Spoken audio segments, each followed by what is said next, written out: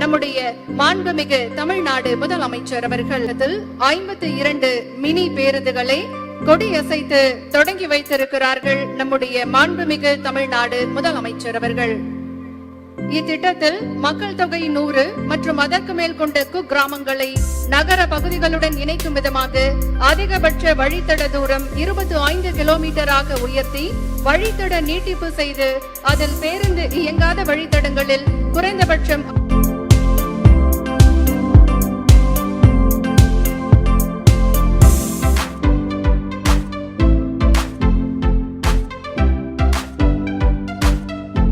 மாவட்டங்களோடு சேர்த்து